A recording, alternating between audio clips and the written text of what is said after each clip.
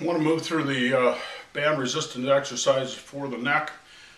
First of all, covering the movements of the neck region that we want to pay attention to. And again, there are various opinions on certain areas that people don't want to work, but we want to encourage the strength of movement no matter where in the neck. The resistance, we don't always have to have resistance, but we should at least be moving through those patterns. For example, flexion and extension. I like to go chin to the ceiling. I don't like to go any further than that. Starting also from the ceiling down to the chin for flexion and extension being covered. Then you have rotation. Again, chin's going to move from shoulder to shoulder. You have side to side, ear hole, side to side. And then you have extension from the neck, forward and back. And those are the main movements. And then you also will have spiral, chin, shoulder, up to the ceiling, chin, shoulder to the ceiling on the opposite shoulder, anterior delt. So you have all these movements that are involved in the neck, which is a very intricate area, but also exceedingly important to protect. Some people do not like to do anything more than flexion. Some don't like anything more than flexion extension. Some don't like side to side. It again is a matter of opinion. Your neck does move in these areas, so it's, again, the resistance is not as important as to have full range of motion and also develop the neck muscles. One of the things that I like to ensure that the athlete is actually working them hard is to measure the neck first before the workout on the neck, and then immediately right after they get done is to measure the neck again to see the progress. We can use just a regular band for working with them. I like to keep the elbows above so the traps are engaged. I like to pull the scapulas back so you're in good posture position with the entire body, as well as the neck's in good posture position. I like to work from the ceiling down the chin, ceiling to the chin. Okay, and we can put it in back, chest, ceiling, chest to the ceiling.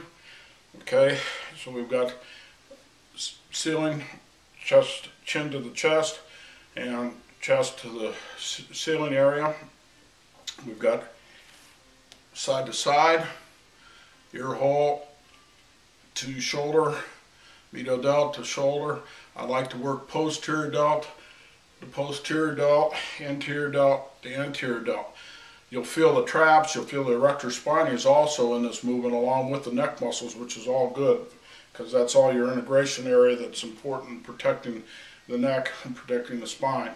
Same thing from the opposite side, ear hole from the posterior, posterior delt, medial, medial, again, anterior, anterior.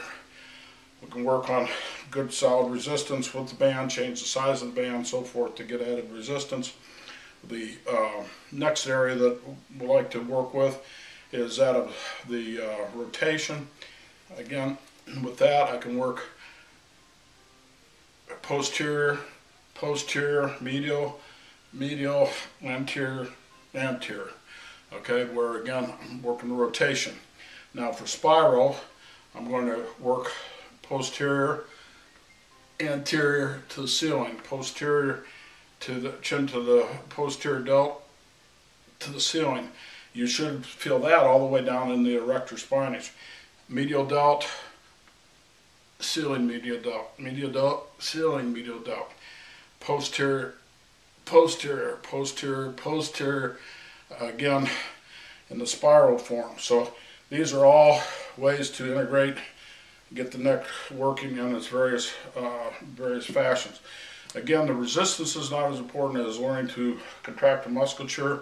You're going to feel the erector spinae, you're going to feel the rhomboid, you're going to feel abs, you're going to feel a little bit of everything if you're doing it correctly. The last thing that I'd like to integrate into it is, again, just the shrug and various shrug movements involved.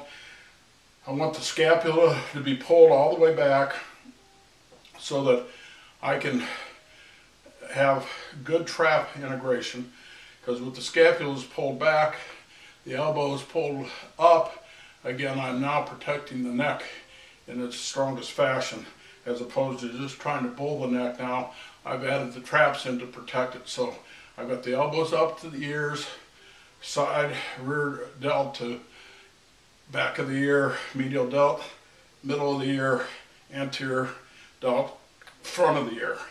All right, so again, I've got those all working. I can cross the bands over and now work in more of an upright row position, and again, get the rhomboids rotating now a little bit more as opposed to convergent divergent axis, so I'll get them to rotate a little bit more as well. So let's change anterior delt, medial, posterior, and elbows to the back of the ear.